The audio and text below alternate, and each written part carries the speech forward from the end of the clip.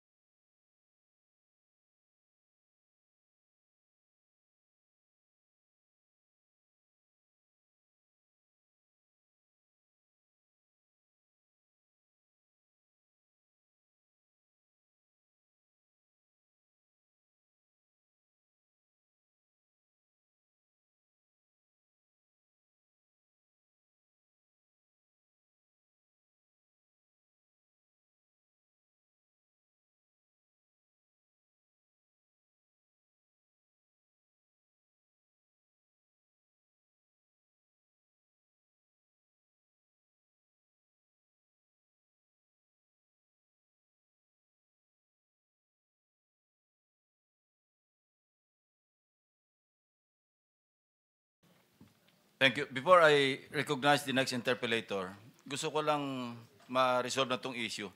Kay Engineer Hernandez, may sinasabi yung lawyer mo sa interview na may mga senador pa at both incumbent at saka past, yung former. Kino-confirm mo ba yan? Your Honor, pwede pong Hindi, kino-confirm mo ba yung sinabi ng iyong abogado? Hindi yes po. Yes or no lang? Hindi. Hindi po. Oh, thank you. Next, Senator De La Rosa. Thank you, Mr. Chair. Nakiusap sa akin si Senator Maculita. Mag-swap kami ng time slot. So I yield the floor to... That's an option that you can exercise. Thank I yield you. the floor to Senator Maculita. Senator Marcoleta is recognized. Thank you. Thank you, Mr. Chair. Mr. Chair, I am going to consume my time by making a disclosure. Kahapon po, mga pasado po, 2:00 ng hapon, tumawag po sa akin si former Congressman Mike Defensor. Tinanong ko po kung ano ang kailangan niya. Meron daw pong isang tao na matagal na po niya kung gustong kausapin para sa isang paglalahad ng kanyang nalalaman tungkol po sa ating iniimbestiga sa committee ito. Sabi ko, madali ba yan kasi meron kaming session, mag-uumpisa yun ng 3:00. Sandali lang ito, sabi niya, kasi nandito lang naman kami rito sa may Golden China. Ito pong restaurant malapit sa atin. Mga 5 minuto lang po siguro mararating natin. So ako po ay nagparaya at pinuntahan ko kung sino yung sinasabi niyang tao. Kasi po meron na raw po siyang draft na salaysay na kung gusto ko raw pong makita. So, Mr. Chair, ako po ay nagpaunlak para makita kung talagang meron ngang ganung tao at meron nga siyang gustong isalaysay. Nakita ko po yung tao at pinabasa niya po sa akin yung isang salaysay na nakaporma na po. Binasa ko po. Yun pong salaysay na yun ay nagsasabi ng kanyang pagkalungkot at siguro pagkabahala, sabi niya, na bakit nangyayari sa ating bansa ito. At nalulungkot siya, Mr. Chair, sapagkat meron siyang partisipasyon doon eh. At nung makita ko ang kabuuan ng kanyang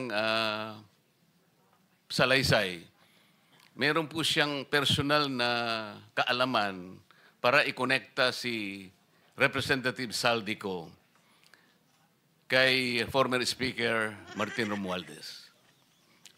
Sabi ko, hindi ako pwedeng magtagal, nabasa ko na ito, hahabol ako sa aming sesyon, 3:00. Pero kung talagang ikaw ay voluntaryo mong gustong gawin yan sang-ayon sa iyong nilalahad dito, di sige, i-finalize mo yan at gusto ko, ipanotaryo mo sapagkat hindi po pwedeng hindi notaryado yan. At kung buo ang loob mo at talagang yan ay matagal mo nang iniisip, pumunta ka ako bukas ng umaga sapagkat meron kaming pagdinig. Mr. Chair, nandito po yung tao at hawak ko po yung ilang piraso ng kanyang sinumpaang salaysay. Kung po pwede po sana natin siyang tawagin ngayon, para ngayon siya po ang mismo maglahad ng kanyang salaysay sa ating gitna. Okay, you may call him. Mr. Chair, I'm calling Mr. Orly Regala Gutesa para po humarap siya sa atin. Mr. Gutesa, kayo po ay umupo dito sa may gitna. Pakibigyan mo ng copy, Mr. Chair. So, kababayan, may surprise witness tayo na inimbita ni Senator Marcoleta.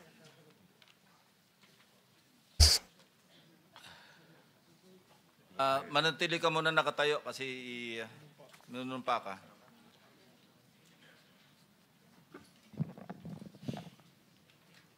Raise your right hand. Yeah. Do you swear or affirm to tell the truth, the whole truth, and nothing but the truth in this proceeding? Yes, sir. Salamat. Take your seat, please. You may proceed. You may continue. Salamat po, Mr. Chair. Mr. Gutesa, kaninang ako'y nagpapaliwanag para ipakilala kita. Narinig mo yung aking sinabi. Yes, Your Pwede mo Honor. bang i-confirm na kung ano yung sinabi ko ay yung nangyari kahapon? I confirm, Your Honor. Salamat po. At ngayon po ay hawak ko nga ang inyong sinumpaang salaysay na nung draft ito ay binasa ko. Ganun din nga po at wala namang pagbabago. At gusto ko lamang pong sabihin ninyo na mayroong pirma sa ibabaw ng pangalang Orly Regala Gutesa. Kayo po ba ang nagpirma nito? I confirm, Your Honor. At gaya po ng sinabi nyo sa akin kahapon, voluntaryo ninyong ginawa ito at wala namang namilit sa inyo. At katotohanan yan, ako nga po ay ininyayahan nyo para makita ko yung inyong salaysay. Yes, Your Honor. Ito po ay pinanotaryo ninyo. Nakikita ko rin po. Totoo po ba itong notaryong ito? Totoo po, Your Honor. Okay. Ngayon, kayo na po ang magbasa para sa ganun ay marinig po ng buong kapulungan. Pwede po niyong basahin ang inyong salaysay. Maraming salamat, Your Honor. Mr. Chair, can he proceed? He may proceed. Ako po'y nagpapasalamat sa pagkakataong ito. Sa Senate Blue Ribbon Committee, Senador Ping Lacson, sir. At sa iba pang member na nandito po. Ako po si Orly Gutesa, may asawa, nasa tamang edad, Pilipino. Makatapos makapanumpa na ngayon sa umiiral na batas ay nagsasaad at naglalahad ng gaya ng mga sumusunod. Ako po ay lumabas upang magsalita sa isyu na ito. Bilang isang dating sundalo, inaalay ko ang aking buhay para sa ating bansa.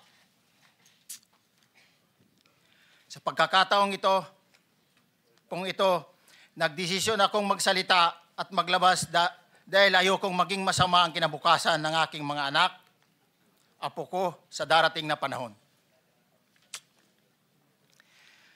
Ayoko pong naririnig ko at napapanood ko sa pagdinig ng Blue Ribbon Committee. At ngayon ko po napagdugtong-dugtong yung naging partisipasyon ko po sa anomalya at korupsyon na ginawa at lumalabas sa hearing na ito. Yung palang pera na binubuhat namin at dinideliver mula sa masamang gawain na nagdulot ng baha na ikinamatay ng tao at imbes na gamitin ang pera sa edukasyon, medikal at programa na mapunta lamang pala sa bulsa ng mga politiko. Mabigat po sa akin magsalita dahil may pamilya ko. 4 ang anak ko, nag-aaral pa. May asawa ako at nangangalaga sa aking mga anak at marami akong kasama sa operasyon na may kinalaman sa ibabahagi ko sa inyo. Nagtatrabaho lang po kami ng mga kasama kong sundalo sa Philippine Marines. Huwag sana isipin na aking mga kasama na nagtatraidor ako. Ako sa aming trabaho at pinagsamahan dahil pare-parehas kaming may pamilya at gusto lang naman naming ayusin ang kinabukasan ng bawat isa. Wala akong iniisip na kapahamakan para sa kanila, bagkus ang gusto ko lang maiayos ang kinabukasan ng bayan at lahat kami. Noong December 5, 2004, na-hire ako bilang security consultant sa Ako Bicol Party List or AKB kay Congressman Saldico. At nasimulan ang duty ko kay Congressman Saldico. Bawat umaga, nagre-report ako sa BGC sa Horizon, sa Bonifacio Global City, kung saan nakatira si Kong Saldico. Tuwing may duty at detailed ako sa basura, it means itong basura, ito yung box ng pera na pinag-uusapan natin sa kasalukuyan. Mr. Gutesa, mag-stick ka lang sa binabasa mo. Huwag ka nang nag-a-adlib. Kung ano yung nandito, basahin mo lang. Yes, Your Honor. O mga kababayan, bago tayo mag-umpisa, baka naman pwede ho tayo mag-subscribe dito sa ating videos. News that matters po, mga kababayan. Maraming salamat po. Detail ako sa basura. Pumupunta kami sa 28 Ladybug Corner, Dragonfly, Valle Verde 6, Pasig City. Tagabuhat lang ako ng malita ng basura. Ang ibig sabihin ng basura ay malita na may lamang pera. Ang bawat malita ay may lamang humigit kumulang 48 million pesos.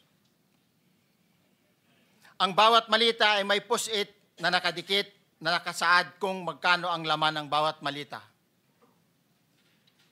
Tuwing may duty detail sa basura, may pumupunta na tao na magde-deliver ng basura at nire-receive ni John Paul Estrada at Mark Tiksay.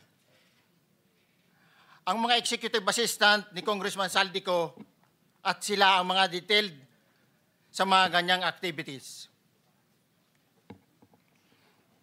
Ang mga nangyayari kapag duty kami sa basura, kalimitang dinadala sa bahay ni Congressman Saldico sa Valle Verde 6 at tinatanggap naman ni Mark at ni Paul. Pagkatapos naming may baba ang nasabing basura, ipinapasok sa bahay ni Congressman Saldico sa Valle Verde 6 at binibilang ni Mark at ni Paul. Alam ko na ang laman ng malita ay pera sapagkat nakita ko si Paul na binuksan ang malita at inilabas ang laman para bilangin. Ang isang ehemplo na nagdala ng pera ay si Congressman Eric Yap ng AXIS Party List. 46 na malita ang dala niya sa bahay ni Congressman Saldico sa Valle Verde 6. Pagkatapos mabilang, isinakay namin sa mga sakyang patungo sa Horizon Residence sa Taguig. At dumiretso kami sa basement upang may baba ang nasabing basura. Bago ibaba ang nasabing basura, ito... Merong napuputol sa binabasa mo eh. Huwag kang magmadali. Huwag kang magmadali. Naputol na. Ulitin mo yung paragraph 20. Pagkatapos, mabilang ang sinasakay namin sa mga sakyang patungo sa Horizon Residence, Taguig. Pagdating sa Horizon Residence, dumidiretso kami sa basement upang maibaba ang nasabing basura at dalhin sa unit ni Congressman Saldico sa 56th floor sa nasabing lugar kung saan siya nakatira. Bago ibaba ang nasabing basura, ito ay bawas na.